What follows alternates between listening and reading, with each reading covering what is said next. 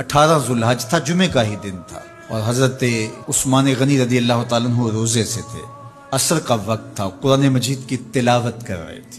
حضرت امام حسن، امام حسین اور حضرت عبداللہ بن زبیر اور دیگر لوگ آپ کے دروازے پہ پہرا دے رہے تھے، لیکن باغی پچھلے گھر سے دیوار پھلانگ کے آپ کے گھر میں داخل ہوئے اور تلوار سے وار کیا۔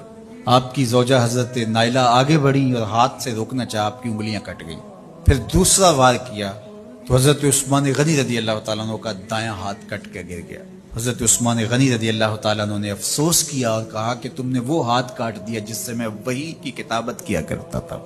پھر اس کے بعد آپ پر 9 وار کیے گئے اور آپ کو شہید کر دیا گیا، اور آپ خون قرآن مجید پڑھتے ہوئے اس آیت پہ گرا، فَسَيَكْفِيكَهُمُ اللَّهُ وَهُوَ السَّمِيعُ الْعَلِيمُ۔ تو حضرت عثمان غنی رضی اللہ تعالیٰ عنہ مظلوم شہید کیے گئے، بھوکے اور پیاسے شہید کیے گئے، ظلماً شہید کیے گئے۔ اور دنیا کی تاریخ میں آپ کو ایسا نہیں ملے گا کہ اتنی بڑی حکومت کسی کے پاس ہو اور وہ خود گھیر لیا جائے، اس کا پانی بھی بند ہو جائے، اور وہ حکم دے کہ نہیں، میرے لیے آپ ایک قطرہ بھی خون نہیں بہائیں گے۔ بلکہ آپ کے غلاموں نے جب تلواریں اٹھا لی تو آپ نے فرمایا کہ میرا حکم ہے کہ تم تلواریں نیچے رکھو، بلکہ میں تمہیں یہ آفر دیتا ہوں کہ جو غلام لڑے گا نہیں اور یہ میرے سے عہد کرتا ہے وہ آزاد ہے۔ حضرت ابو ہریرہ رضی اللہ تعالیٰ عنہ، حالانکہ یہ پڑھنے پڑھانے والے لوگ تھے، لیکن وہ بھی تلوار لے کے حضرت عثمان غنی کے دفاع میں آگے، لیکن حضرت ابو ہریرہ رضی اللہ تعالیٰ عنہ کو بھی حضرت عثمان غنی روک دیتے۔